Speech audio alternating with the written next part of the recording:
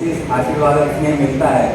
भीलवाड़ा प्रवास के दौरान आपके एक स्नेहित आशीर्वाद और आपके इस मुस्कान ने, जैसे आज आप मुस्कुराते हुए एक कंफर्मेशन हुआ था कि धरणीधर बोर्ड जल्दी गठित हो जाएगा। मैं धन्यवाद देना चाहूँगा कि धाकड़ समाज, आज भी ये पूछा जाता है कि धाकड़ कौन होते हैं। धरणीधर समाज कल्याण बोर्ड का धरणीधर कल्याण बोर्ड का जब गठन हुआ, सिर्फ एकमात्र बोर्ड का गठन हुआ, न्यूज़ में जब ये चला तो न केवल धरणीधर जी को याद किया गया बल्कि धाकड़ समाज को भी एक बहुत बड़ा महत्व मिला। सिर्फ एकमात्र बोर्ड का गठन किया गया था। बहुत बहुत धन्यवाद। आवाज के साथ आमंत्रित करूँगा इंजीनियर कन्या जी धाकड़ साहब।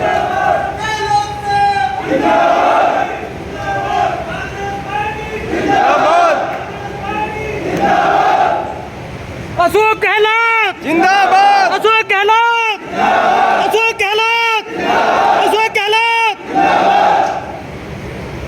राजस्थान नहीं बल्कि हिंदुस्तान के जननायक, राजस्थान के यशस्वी मुख्यमंत्री परम सम्मानीय अशोक जी गहलोत साहब, राजस्थान प्रदेश कांग्रेस के अध्यक्ष सम्मानीय डोडासरा जी, और हमारे यहाँ पे माननीय भजन लाल जी जाखड़ साहब, जिनका काफी क्षेत्र से बहुत बड़ी संख्या में हमारे समाज के यहाँ आपके उत्साह है। जाखड़ साहब हमारे काफी क्षेत्र के अखिल भारतीय धाकड़ महासभा के अध्यक्ष सम्मानीय रघुवीर सिंह जी, जिनको पीटीआई साहब के नाम से जानते हैं, और सम्मानीय अध्यक्ष जी वहाँ के ब्लॉक के हेमंत जी धाकड़, जो कोटा से आए हैं, इनका वैसे संबंध माननीय मुख्यमंत्री माननीय मंत्री जी से रहा था। बीजेपी के बहुत बड़े मंत्री हुआ करते थे, उनके सुपुत्र विवेक जी धाकड़, जो पूर्व विधायक है मानवगढ़ से, और मेरे सामने राजस्थान के विभिन्न इलाकों से, काठेर, अलग अलग इलाकों अलग अलग नाम है, खेरार, मेवाड़, काठेर, डूंडा, पुराने नामों से जितने भी नाम जानते हैं, उनके सभी क्षेत्रों से जनप्रतिनिधि, शिक्षाविद, अधिकारी, कर्मचारी सभी समाज में पधारे। उनका सबका बहुत ही धन्यवाद ज्ञापित करते हुए मैं निवेदन करना चाहूँगा कि राजस्थान में जो योजनाएं माननीय मुख्यमंत्री ने इस कार्यकाल में दी है, न केवल राजस्थान बल्कि हिंदुस्तान में बहुत बड़ा इतिहास बन चुका है। 10 इसकी गारंटी की योजनाएं दी।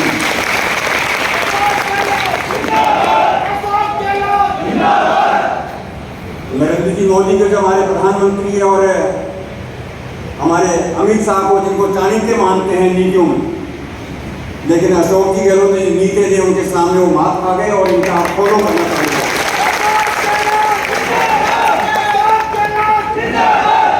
गहलोत साहब की योजनाओं को अनुसरण करके आंशिक रूप से जनता के सामने ये अनेक अनेक योजनाएं लाना चाहते हैं, जो एक बहुत बड़ा एक सोचने का विषय।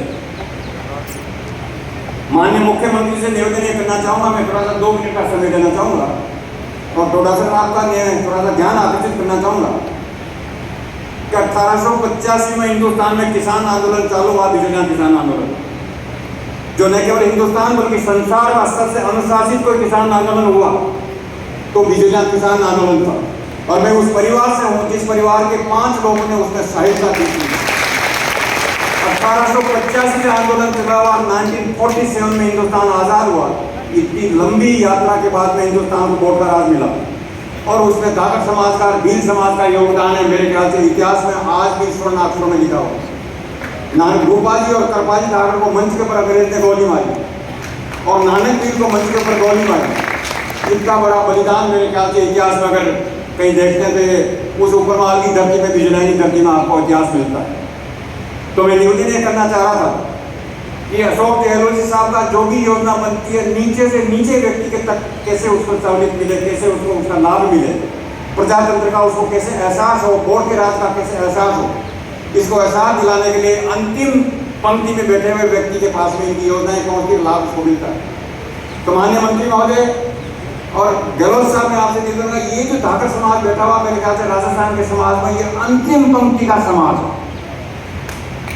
अभी भी कई लोग पूछते हैं धाकड़ क्या होते हैं, धाकड़ समाज के बारे में लोग पूछते हैं धाकड़ क्या होते हैं, तो हम कहते हैं जाटों जैसे होते हैं, गोजों जैसे होते हैं। लोग कहते हैं जैसे भी कोई जाति होती है। और इतना बड़ा अनुशासित समाज मेरे ख्याल से राजस्थान में पहला समाज जिसको मैं गर्व के साथ कर सकता हूँ